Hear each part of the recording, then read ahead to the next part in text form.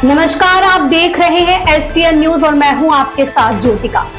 खबरों के इस खास बुलेटिन में आपका स्वागत है। देश प्रदेश, राजनीति, अपराध, मौसम और जन सरोकार से जुड़ी हर बड़ी और भरोसेमंद खबर लेकर हम हाजिर। सबसे पहले डालते हैं आज की टॉप हेडलाइंस पर एक नजर। बागवानी को लाभकारी व्यवसाय बनाने के लिए किसानों को बीज से बाजार तक पूरा सहयोग देंगे, मोहिंदर भगत ने कहा। सांझ राहत केंद्र महिलाओं की सुरक्षा के लिए पंजाब पुलिस का सशक्त कम्युनिटी पुलिसिंग मॉडल बनकर उभरे। पंजाब ने राज्य को नशीली दवाओं से मुक्त बनाने का संकल्प लिया क्योंकि युद्ध नशिया विरुद्ध के 500 दिन पूरे हो गए, डॉक्टर बलबीर सिंह ने कहा। सरकारी निर्माण कार्यों में गुणवत्ता से कोई समझौता नहीं होगा। चोरी की बढ़ती घटनाओं को देखते हुए पार्षद हरदीप सिंह बुटेला ने डीएसपी से मुलाकात की। वार्ड नंबर 30 में पुलिस गश्त बढ़ाने की मांग। अरविंद केजरीवाल ने पीएम मोदी को लिखा पत्र, E20 पेट्रोल की समीक्षा की मांग। यूएनएससी सीट के लिए भारत का मिशन शुरू, जयशंकर बोले काटेंगे आतंकी जड़, AI को लेकर दुनिया के सामने रखा ब्लूप्रिंट। गैर बीजेपी सरकारों को कमजोर करना भ्रष्टाचार रोधी बिलों का मकसद नहीं, गृह मंत्रालय ने दूर की विपक्ष की बड़ी चिंता। पीएम मोदी का वीडियो शेयर कर किया जा रहा दावा, अब सामने आई सच्चाई। यूएनएससी में 2028 से 29 के लिए भारत ने पेश की दावेदारी, जयशंकर ने लॉन्च किया SHANTI मिशन, तय किए 6 एजेंडे।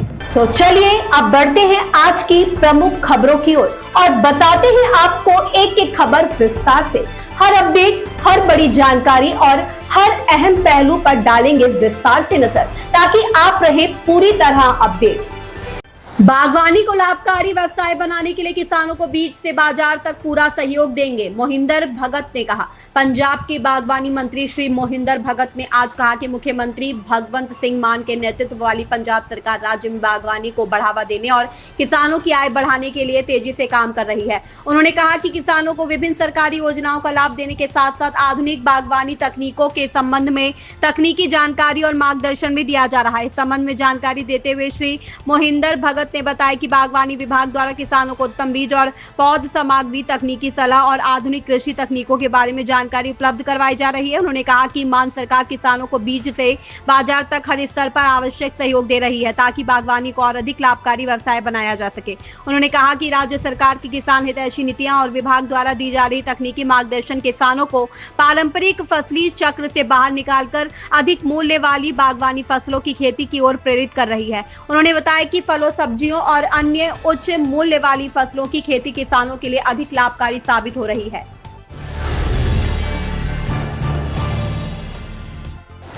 सांझ राहत केंद्र महिलाओं की सुरक्षा के लिए पंजाब पुलिस का सशक्त कम्युनिटी पुलिसिंग मॉडल बनकर उभरे।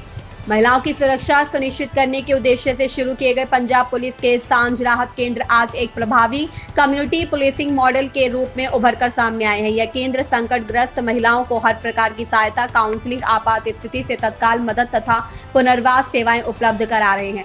शुरुआत में मोहाली, फतेहगढ़ साहिब, लुधियाना और जालंधर स्थित सांझ राहत केंद्रों में केवल 2 प्रशिक्षित काउंसलर तैनात थे। अब इस पहल से कई काउंसलर जुड़ चुके हैं। पिछले 2 वर्षों के दौरान इन केंद्रों द्वारा 1656 मामलों की स्क्रीनिंग की गई है तथा 1069 मामले दर्ज किए गए हैं। इस संबंध में पंजाब के डीजीपी गौरव यादव ने कहा, राज्य में संचालित चारों सांझ राहत केंद्र संकटग्रस्त महिलाओं को मानसिक आघात से उबरने और सामान्य जीवन पुनः शुरू करने में सहायता प्रदान कर रहे हैं। ऐसी पहलें विश्वास और सहयोग पर आधारित जन सुरक्षा के प्रति पंजाब पुलिस की प्रतिबद्धता को दर्शाती है। पंजाब ने राज्य को नशीली दवाओं से मुक्त बनाने का संकल्प लिया क्योंकि युद्ध नशिया विरुद्ध के 500 दिन पूरे हो गए, डॉक्टर बलबीर सिंह ने कहा। नशे की बुराई को खत्म करने के लिए भगवंत मान सरकार की अटूट प्रतिबद्धता की पुष्टि करते हुए पंजाब के स्वास्थ्य और परिवार कल्याण मंत्री डॉक्टर बलबीर सिंह ने मंगलवार को कहा कि भगवंत सिंह मान सरकार का युद्ध नशिया विरुद्ध एक जन आंदोलन के रूप में उभरा है जो सख्त प्रवर्तन, व्यापक उपचार और पुनर्वास और निरंतर रोकथाम की त्रिआयामी रणनीति के माध्यम से ठोस परिणाम दे रहा है। अभियान के 500 दिन पूरे होने पर एक संवाददाता सम्मेलन को संबोधित करते हुए स्वास्थ्य मंत्री डॉक्टर बलबीर सिंह ने कहा कि आपके राष्ट्रीय संयोजक अरविंद केजरीवाल के दृष्टिकोण के तहत मुख्यमंत्री भगवंत सिंह मान द्वारा शुरू की गई पहल पंजाब के युवाओं की रक्षा करने और एक व्यवस्थित और समग्र दृष्टिकोण के माध्यम से राज्य के भविष्य को सुरक्षित करने पर केंद्रित है। उन्होंने कहा, हमारे अभियान का नारा प्रोटेक्ट, हील एंड प्रिवेंट है। यह केवल एक मादक पदार्थ विरोधी अभियान नहीं है, यह पंजाब पंजाब की आने वाली पीढ़ियों को बचाने का मिशन है। मुख्यमंत्री भगवंत मान सिंह ने और अरविंद केजरीवाल ने लोगों से वादा किया था कि पंजाब नशे के अभिशाप से मुक्त होगा और आज हम उस वादे को ईमानदारी, दृढ़ संकल्प और एक सुनियोजित रणनीति के साथ पूरा कर रहे हैं।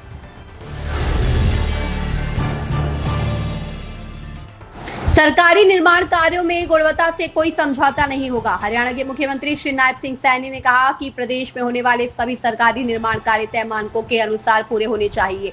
बात सरकारी इमारतों की हो या फिर सड़क इत्यादि की, विशेष तौर पर सड़कों की लेयरिंग पर भी संबंधित विभाग फोकस करे। टेंडर में जो पैमाने लिखे गए हैं उनकी हर हाल में पालना सुनिश्चित हो। निर्माण कार्य में कहीं भी लापरवाही, निम्न गुणवत्ता या नियमों की अनदेखी मिलने पर जिम्मेदार अधिकारियों और कर्मचारियों के खिलाफ सख्त कार्रवाई की जाएगी। मुख्यमंत्री मंगलवार को क्वालिटी इंश्योरेंस अथॉरिटी द्वारा सरकारी निर्माण कार्यों की गुणवत्ता और विभिन्न विभागों में किए जा रही तकनीकी ऑडिट की समीक्षा के लिए आयोजित बैठक की अध्यक्षता कर रहे थे। बैठक में क्वालिटी इंश्योरेंस अथॉरिटी के अध्यक्ष श्री राजीव अरोड़ा ने पिछली समीक्षा बैठक में लिए गए फैसलों पर हुई कार्रवाई, विभिन्न विभागों की प्रगति और आगे की कार्य योजना की जानकारी दी। उन्होंने राज्य में चल रही विभिन्न निर्माण परियोजनाओं के तकनीकी ऑडिट की रिपोर्ट भी प्रस्तुत की। फोटो और अन्य तकनीकी साक्ष्यों के माध्यम से निर्माण कार्यों की योजना, काम की गुणवत्ता, तय मानकों के पालन और अन्य कमियों की जानकारी दी गई।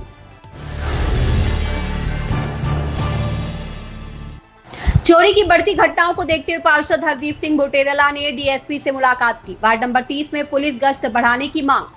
एसटीएन न्यूज के संवाददाता हरमिंदर नागपाल की रिपोर्ट के अनुसार वार्ड नंबर 30 के अलग अलग इलाकों में चोरी की बढ़ती घटनाओं को देखते हुए इलाके के पार्षद हरदीप सिंह बुटेरला ने आज डीएसपी धीरज कुमार से मुलाकात की। पार्षद बुटेरला ने डीएसपी धीरज कुमार को बताया कि वार्ड नंबर 30 के इलाकों में पुलिस की गश्त बहुत कम है, जिससे चोरों के हौसले बढ़ रहे हैं और वार्ड के निवासी व दुकानदार चोरी की घटनाओं से परेशान है। इसलिए वार्ड नंबर 30 में पुलिस गश्त बढ़ाई जानी चाहिए। डीएसपी ने भरोसा दिलाया कि पुलिस चोरों पर कड़ी नजर रखेगी। इस मौके पर नवनीत चावला, संजीव कुमार, हरप्रीत सिंह, गुरुचरण सिंह आदि भी मौजूद थे।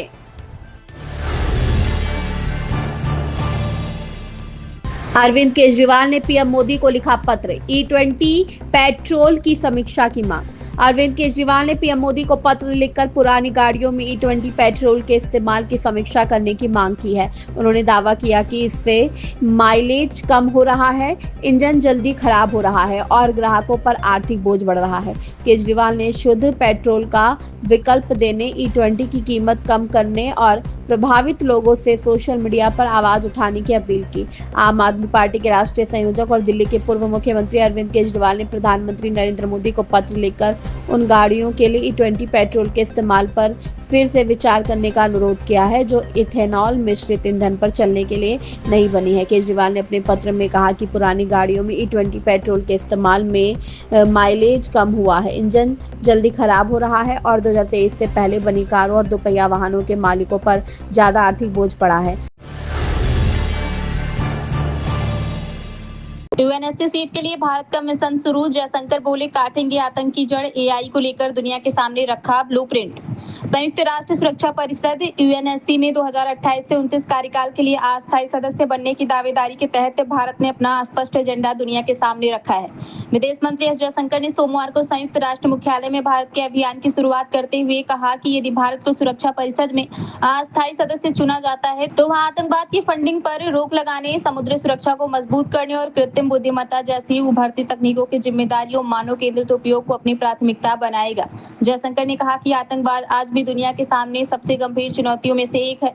उन्होंने जोर देकर कहा कि अब तक दुनिया आतंकवाद के केवल लक्षणों से लड़ती रही है, जबकि अस्थायी समाधान तभी संभव है जब आतंकियों की आर्थिक और वित्तीय ताकत को खत्म किया जाए। गैर बीजेपी सरकारों को कमजोर करना भ्रष्टाचार रोधी बिलों का मकसद नहीं, गृह मंत्रालय ने दूर की विपक्ष की बड़ी चिंता।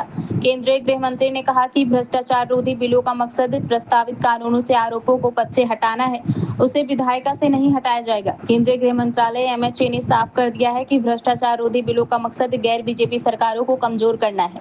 गृह मंत्री अमित शाह के मंत्रालय ने स्पष्ट कर दिया है कि प्रस्तावित कानूनों से आरोपी को पद से हटाया जाएगा, मगर उसकी विधायी सदस्यता बनी रहेगी। MHA ने प्रस्तावित प्रस्तावित कानूनों की जांच कर रही संसदीय समिति को बताया कि चूंकि सत्ताधारी पार्टी का विधायी बहुमत प्रभावित नहीं होता है और पद से हटाए गए मंत्री की जगह उसी पार्टी का कोई अन्य सदस्य ले सकता है। गृह मंत्रालय ने विपक्ष के उस आरोप को खारिज कर दिया है कि उसके भ्रष्टाचार रोधी बिल संघवाद को कमजोर करते हैं और इनका मकसद बीजेपी के प्रतिद्वंदियों द्वारा चलाई जा रही राज्य सरकारों को अस्थिर करना है। पीएम मोदी का वीडियो शेयर कर किया जा रहा दावा, अब सामने आई सच्चाई। प्रधानमंत्री नरेंद्र मोदी का एक वीडियो इस दावे के साथ वायरल हो रहा है कि उन्होंने ऑकलैंड न्यूजीलैंड में भारत को दुनिया का दूसरे सबसे बड़ा बीफ उत्पादक बताया। अब फैक्ट चेक में यह दावा फर्जी निकला है। असल में पीएम मोदी ने अपने भाषण में भारत को दुनिया का दूसरा सबसे बड़ा गेहूं उत्पादक बताया था। प्रधानमंत्री नरेंद्र मोदी हाल ही में न्यूजीलैंड दौरे पर थे। अब पीएम मोदी के न्यूजीलैंड दौरे के दौरान का एक वीडियो सोशल मीडिया पर काफी शेयर किया जा रहा है, जिसमें दावा किया जा रहा है कि भारतीय प्रधानमंत्री ने ऑकलैंड के एक कार्यक्रम के दौरान भारत को दुनिया का दूसरा सबसे बड़ा बीफ उत्पादक बताया था। मंगलवार को पीआईबी फैक्ट चेक ने इस दावे को खारिज करते हुए इसे फेक बताया है। पीआईबी ने कहा कि प्रधानमंत्री नरेंद्र मोदी ने ऑकलैंड कार्यक्रम में ऐसा कोई बयान नहीं दिया था। उन्होंने अपने संबोधन में भारत को दुनिया का दूसरा सबसे बड़ा गेहूं उत्पादक बताया था। यूएनएससी में 2028 से 29 के लिए भारत ने पेश की दावेदारी। जयशंकर ने लॉन्च किया SHANTI मिशन, तय किए 6 एजेंडे। विदेश मंत्री एस जयशंकर ने संयुक्त राष्ट्र सुरक्षा परिषद यूएनएससी में 2028 से 29 के लिए भारत की उम्मीदवारी का अभियान शुरू किया है। उन्होंने सोशल मीडिया प्लेटफॉर्म एक्स पर बताया कि भारत की रणनीति SHANTI के सिद्धांतों पर आधारित होगी। भारत सरकार ने संयुक्त राष्ट्र सुरक्षा परिषद की अस्थायी सीट पर 2028 से 29 के कार्यकाल के लिए दावेदारी पेश की है। भारतीय विदेश मंत्री एस जयशंकर ने संयुक्त राष्ट्र मुख्यालय में भारत की दावेदारी का ऐलान किया है। उन्होंने सोशल मीडिया प्लेटफॉर्म एक्स पर पोस्ट कर बताया कि यूएनएससी में भारत की रणनीति SHANTI के सिद्धांतों पर होगी। विदेश मंत्री जयशंकर ने मंगलवार को सोशल मीडिया पर पोस्ट कर कहा कि भारत संयुक्त राष्ट्र सुरक्षा परिषद में विकासशील देशों यानी ग्लोबल साउथ की चिंताओं को प्राथमिकता देगा। भारत का कहना है कि अंतर्राष्ट्रीय शांति और सुरक्षा से जुड़े फैसलों में ग्लोबल साउथ की भागीदारी बढ़नी चाहिए। यह थी आज की सभी प्रमुख खबरें। उम्मीद है आप तक दिन भर की हर अहम जानकारी हम पहुंचा पाए। अगर आपको हमारा यह बुलेटिन पसंद आया हो तो वीडियो को लाइक करें, अपने दोस्तों के साथ शेयर करें और STN न्यूज को सब्सक्राइब करना ना भूलें, ताकि हर बड़ी और सटीक खबर सबसे पहले आप तक पहुंचती रहे। फिलहाल के लिए मुझे दीजिए इजाजत। धन्यवाद।